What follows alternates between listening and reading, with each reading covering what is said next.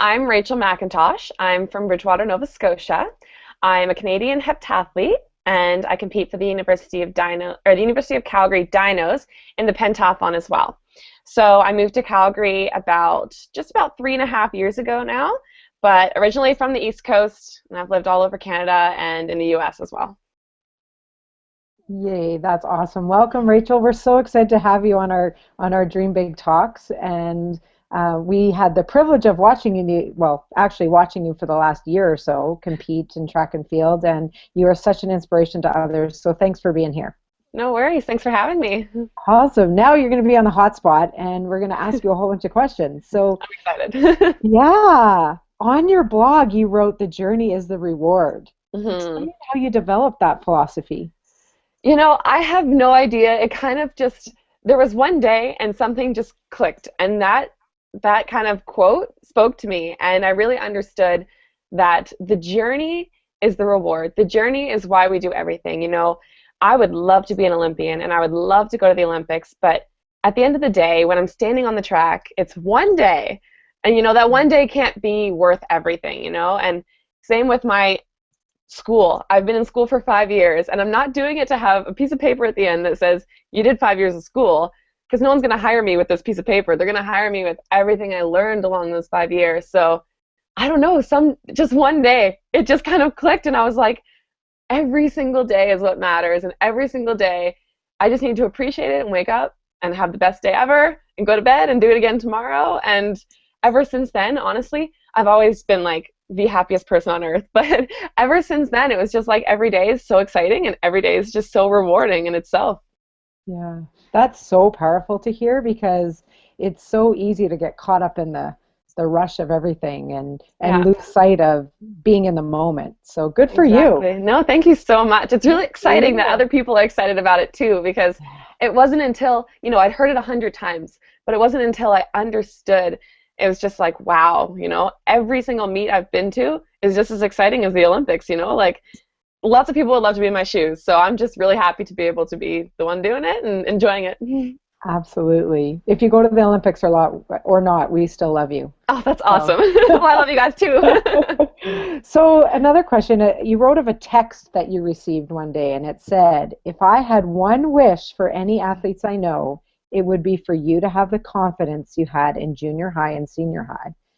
Many girls struggle with self-esteem during those years and self-confidence. Mhm. What challenges did you face then, and how did you overcome them?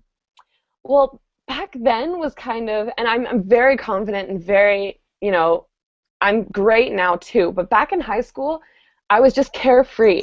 And when you're living with mom and dad and people kind of take care of you, you don't really have any, worries in the world. And so back then I really just the same as I am again now. It's, every day is just, I'm happy, I'm here, I'm doing what I'm doing. And so back then I never really had a challenge that arose that got me too flustered about anything. So what she was talking about in that text was my high jump. I was struggling with my high jump recently, and back then I would just attack no matter what, rain, snow, anything. I'd be out there with confidence. And so for me now, I had a little bit of a challenge with that. And she was just like, you know what? Do you remember back when you were just so, you know, excited to high jump, and you were capable, and you're still capable? And so I really had to dig deep and find the 17-year-old in me, and that 17-year-old never had a worry in the world, never had a doubt in the world. And that's how everyone should be, because if you could do it back then, you can do it now. And so I'm really fortunate that I didn't really have any concerns or anything, troubling me at that age, and I let myself enjoy life because of that, and I had no challenges arise because I wasn't worried about anything. Exactly. That is so incredible. great. Yeah, no Yeah. kidding. To have that just positive Yep. attributes of just, let's just go with the flow. Yeah, your worries arise when you go looking for them, and so you find them more now because you expect them. But back then, I wasn't expecting anything to go wrong, and it never did. So, just don't go looking for trouble, because it'll find you if it wants to. But just don't go looking Exactly. for it. Yeah, I really like that. Worries arise when you go looking for them. Yeah, totally. That's a powerful statement. Thank you. I'm going to use that in my life. Nice. So, another thing that you said is, I believe that our brains can build up barriers for us that are bigger than any physical barriers, kind of like we're saying, that we may encounter. So sometimes my mind is my secret weapon to success. And Hmm. sometimes my mind is tripping me before I can get to the finish line. I remember writing that, and it's still, I don't think these things every day, which is why I'm so glad I write them down, Hmm. because to go back and hear something like that, it's a very good reminder, kind of like exactly what I just said. When Yep. you go looking for worries, they're going to pop up, but they were never there before you went looking for them. And Yeah. so for me with high jump is something that I create these obstacles and they're not there and I just create them. And it's kind of like hearing you say that, it was like, Rachel, you're creating them, just stop. And so I just think that your worries, are only creating problems for you. And if you can get over physical barriers like hurdles and high jump, then you can definitely get over any anything that you come up, because you're just creating it yourself anyways, right? So, Right, right. So what would be some sort of advice for young girls that, the hurdles come up for them, or something like a high jump, or, mhm, a friend not, liking them for the moment, or what right. have you? What kind of advice do you give to not, trip themselves up on that? Right. Well, the first thing is recognizing that it's all on you. You have to make the conscious decision to, recognize that that barrier is there. Because even if you didn't bring it on yourself, you can still kind of push it to the side and it does go away.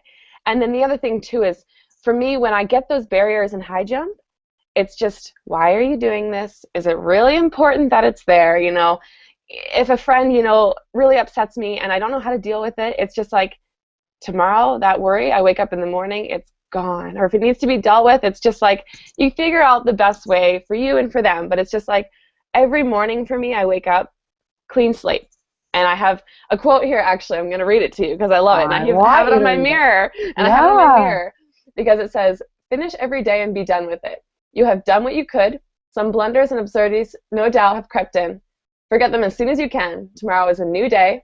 Begin it well and serenely and with way too high a spirit to be cumbered with your old nonsense.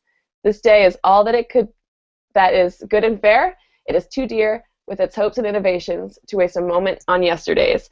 And it's just like I wake up in the morning and it's like yesterday is gone and today is a good day. And then it's a good Wow. day.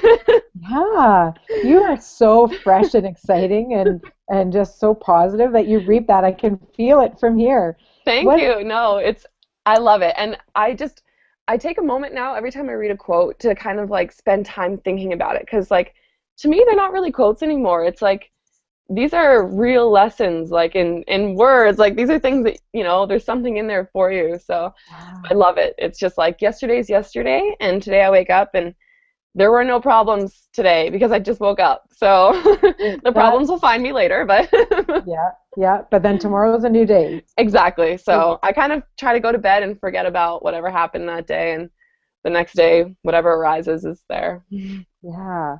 You know what? I'm glad that you're talking about quotes, because you have a quote that actually made me find you. Like, I mean, I've known about you for a long time, but it Yeah. made me find you and really say, wait a minute, this girl's amazing. Oh, Because this is something for me, is why I made the Dream Big conference for girls and parents, yeah. is because I believe in dreams. And Yeah. on your webpage, the first thing that you see is, if your dreams don't scare you, they're not big enough. And that was probably the first quote that really like got me excited. And it was just, as an athlete, I'll be honest, it's not easy. And being a university student, it is not easy. And I probably only encounter, one day every month that I'm like, oh, do I have to today? And, like we're going to have those because this journey is not easy. Yeah. But then, the more people I talk to, it's like everyone wants to be in my shoes. Like people look up to you and people get excited about what you're doing. And it's like, you're doing something that not everyone can do. Yeah.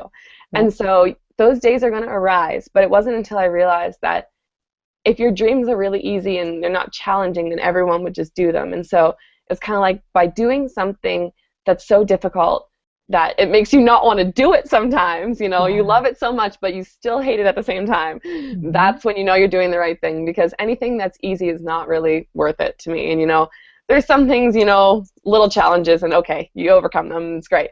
But Yeah. when you have something really, really big that you're working for, and you're getting so much out of life along the way, your journey's so full, it's so awesome, then when you achieve that, it's just like the world can end today, and I'll just be the happiest. Nice. So I hope the world doesn't end the day I go to the Olympics. But No, if I it don't were, think so. if it were, You have at least a couple of them in oh now. yeah, I've got a couple, and then other journeys to take. So Yeah. I've got lots of stuff to be excited about. Exactly. So you are so confident in yourself. I feel that. I see that. I hear that. Even watching you this past weekend and the Great Bear Open, that absolutely. You just emanate that. Yeah. But the key to having that confidence is worrying less about how other people see you, right? Mm-hmm. And more about how you see yourself. Mm-hmm. How do you see yourself so positively? And what kind of advice would you give some girls that don't feel that confidence so much? The biggest thing for me, actually, I took a drama course probably 2 years ago with a teacher named Patrick Finn here at the university. And on the first day of class, half of the class was doing a play, and the other half of the class was doing a research project. And so I don't spend much time around people who do drama and things like that. So he was speaking to them first, because he was addressing the people who were acting that year. And he was talking about finding this place of vulnerability and he's like, that's where the magic happens, when you're vulnerable and you just, everything is gone and it's you and you're in the moment. And I was just like, wow, like I've never really thought about vulnerability having such an important, you think of it as something that you don't want to be vulnerable, right? Like you think about it as something so scary, but he talked about it as this place of that's where the magic happens, and I never really, until I went to that drama class, I never realized, until you can be okay with the cards that you're dealt, that's what you've got. And so just be vulnerable and not worry about what anyone thinks. And that's when the magic happens. And he was very motivational. I don't know how inspirational I was when I just said that, but he was really like, you are going to be as best as you can be when you realize that you're giving all you got and you're doing it for you and for nobody else. And that's my biggest thing is, at the end of the day, I'm the one going to bed with a smile on my face. I don't care if the person I beat, that day is not happy with me, because you're doing everything for you, right? And it's like I'm not doing things to impress my classmates at school because, they're doing things to impress other people, and so they're happy anyways. But I'm doing things to make my life as good as it can be and as happy as I can be. And I mean, my mother she's just kind of me in a couple years, really, or I'm her a few years ago, but my mom is the same way. She's like, I don't care what people think about me. I'm happy, I'm healthy, I have an amazing family, and I'm just living it the exact same way. It's like, if you choose to be happy and you really don't care, you're going to be happy, and isn't that the point of life, like being happy? So Yeah. it's just a choice. Honestly, you have to be okay with saying, I don't care what anyone says or thinks, and I'm happy with the decisions I make.